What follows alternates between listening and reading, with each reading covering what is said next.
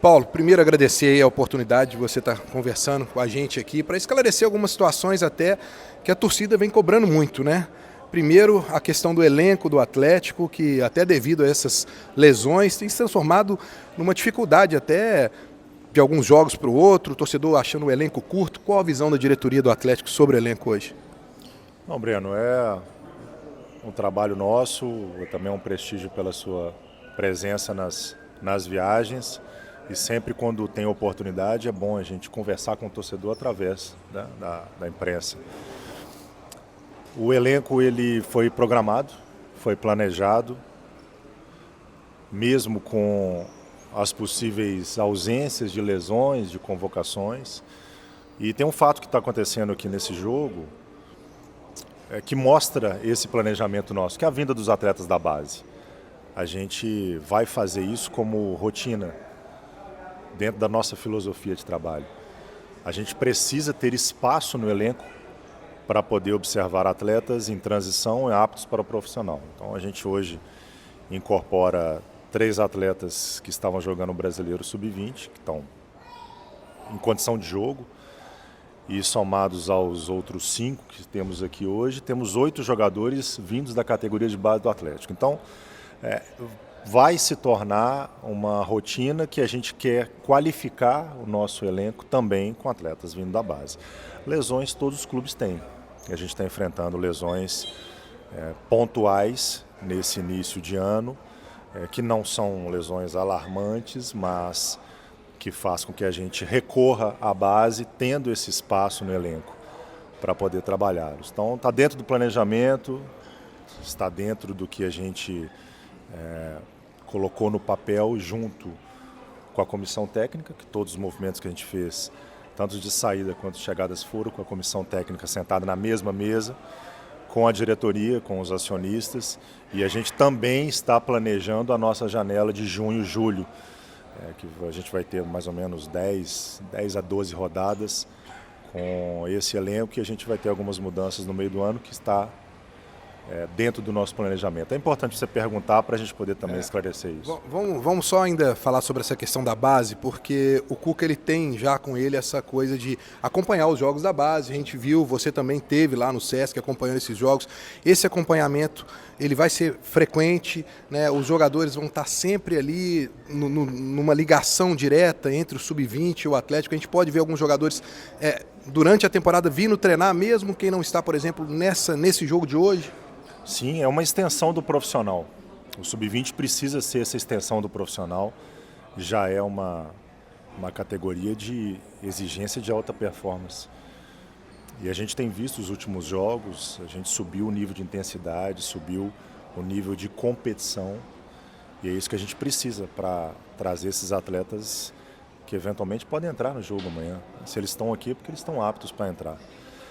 Na verdade, os atletas foram decididos antes do jogo de ontem, até para não causar nenhum tipo de constrangimento, mas não foi pelo jogo de ontem com o Corinthians, mas sim pelas observações dos jogos do Sub-20, do Brasileiro, pelo jogo treino que a gente fez também do profissional. Então o Cuca conseguiu observar de perto, que é ali para ele na beira do campo, dentro do campo 1, para poder observar esses jogadores, e isso vai ser sim uma realidade. Quando a gente precisar de atletas dentro de uma composição de viagem ou de relacionados num campeonato brasileiro, a gente vai recorrer à base. Nós vamos sempre ter espaço para a base, porque há clubes hoje no Brasil que nem espaço para a base tem, seja no time titular, seja no banco de reservas. Então a gente vai querer sempre ter um elenco de qualificação, um elenco qualificado, mas a gente quer qualificar também a nossa base. Ô Brax, como é que fica o entendimento, vamos dizer assim, do discurso da diretoria? Porque você vem a público e está sendo sempre cobrado de contratar jogadores. E ao mesmo tempo a gente viu o Bruno Musi dando uma entrevista falando que o Atlético tem que vender jogadores no meio da temporada. Aí o torcedor fica dividido. O Atlético vai vender jogadores importantes pela necessidade, mas ao mesmo tempo tem o Cuca falando que vão chegar jogadores no meio da temporada. Você acabou de dizer que vocês estão trabalhando também nessa janela do meio do ano. Como é que vai ficar esse equilíbrio? Essa cobrança é nova, né? Essa cobrança é porque a gente não ganhou os 3 primeiros jogos do Brasileiro, né? Com todo respeito, porque a gente conclui o Campeonato Mineiro com muitos elogios pela montagem do elenco. É o mesmo elenco. E nesses 3 jogos do Brasileiro que a gente não vence, a gente teve uma performance muito valorizada pelo nosso treinador, e todo mundo que assistiu os jogos viu o volume que a gente teve de finalização, de domínio de jogo, mas o que importa no final das contas é o resultado. É um pouco dos 3. Dentro da sua pergunta, o discurso de todos converge para o mesmo objetivo, tanto da parte financeira, que a gente precisa equilibrar, quanto da parte desportiva e de performance. Então, se a gente tiver que vender, a gente vai comprar. Se a gente tiver que ter saídas, a gente vai ter que ter entradas. Eu não quero perder desportividade, eu não quero perder nível de performance, porque os nossos objetivos são grandes na temporada. Então, todos remam para o mesmo lugar, tanto a parte financeira, tanto você citou o Bruno Musi, faz um trabalho incrível de reestruturação do clube, de sustentabilidade do clube. Eu trabalho ao lado dele na sede, porque eu faço sede e CT, e também estou ao lado do Cuca dentro do CT, e a gente tem o mesmo objetivo, a gente tem as mesmas metas. A gente pode pensar assim num Campeonato Brasileiro, numa Sul-Americana, na Copa do Brasil de 2025, mas a gente precisa pensar o Atlético para 2030, para 2035, né? Não é um planejamento de um ano só. Então, todos esses discursos, eles reunidos, eu tenho também o papel de fazer esse equilíbrio para o objetivo de fazer o Atlético ser um clube com um andar cada vez mais alto. Então, isso é que o torcedor pode ficar despreocupado, porque a gente vai pensar no clube tanto na parte financeira quanto na desportiva. E a gente sabe que para poder trazer jogadores nessa janela do meio do ano, o Atlético tem que estar trabalhando agora, né? Buscando nomes, buscando alternativas, né? A gente já está. Diariamente a gente faz esse trabalho, é um trabalho de prospecção de mercado, é um trabalho de reuniões com intermediários, com clubes, visitas a alguns clubes. A gente obviamente abre porta do Atlético e também tem a porta aberta em outros clubes. Isso já começou para que a gente não tenha que iniciar só com o período de registro, né? É um trabalho constante. Enquanto tiver possibilidade de fazer movimentos, a gente vai trabalhar, e pode ter certeza que a gente não para e não descansa enquanto a gente não entregar um clube melhor para o torcedor a cada mês que se passa. 2 questões só para a gente fechar. Depois que o Cuca chegou, teve a saída do Daverson, teve a saída do Alisson, teve a saída do Otávio.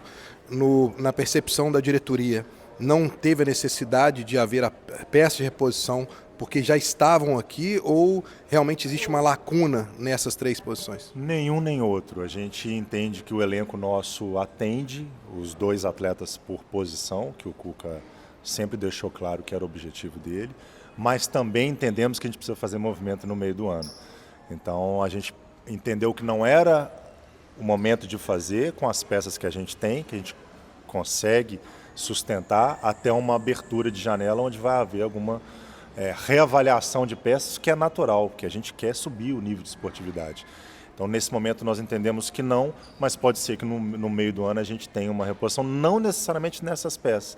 Você citou jogadores que saíram e não teve entrada, que a gente já tinha aqui 2 por posição. Se você fizer uma análise aqui, não vou analisar posição por posição, mas a gente tem 2 jogadores por posição e entendemos que nesse momento seria adequado, mas não impede da gente fazer o movimento no meio do ano. Existe uma informação, até trazida pelo Jorge Nicola, de que o Bernard tem recebido propostas, né, principalmente da Grécia, por um possível retorno dele. Isso já chegou alguma coisa ao Atlético? Tem algum jogador, até pela necessidade de se vender, que já tem alguma proposta sendo estudada pelo Atlético? Não houve propostas que chegou ao Atlético. A gente teve sondagens, não só desse atleta, mas de outros. O elenco nosso é um elenco muito valorizado e a gente, no melhor momento, a gente vai agir. E se agir na saída, vai agir na entrada. Eu não queria que pensasse nessa necessidade de venda como algo que nós estamos buscando para poder equilibrar as finanças. A gente vai conseguir fazer os 2, equilibrar finança e desportividade. E o torcedor, ele fica com aquela impressão. Será que o Atlético vai priorizar algum tipo de competição, ou o Atlético entrou para todas para realmente buscar o título? No objetivo da diretoria hoje é buscar o título em todas as competições, ou em algum momento vamos ter que priorizar uma determinada competição? No momento a gente tem que priorizar todas. Se a gente avançar e alguma competição se mostrar mais benéfica desportivamente, financeiramente para nós, a gente pode até priorizar. Mas nesse momento a gente tem que priorizar todos e nosso momento agora é de priorizar a primeira vitória no Campeonato Brasileiro. Só para fechar, porque eu não queria deixar de falar isso da base, o Atlético passou por uma estrutura muito grande Você na já base. está na prorrogação. Depois eu vou editar isso, então eu posso ficar... É só porque eu não posso deixar de falar que isso é importante.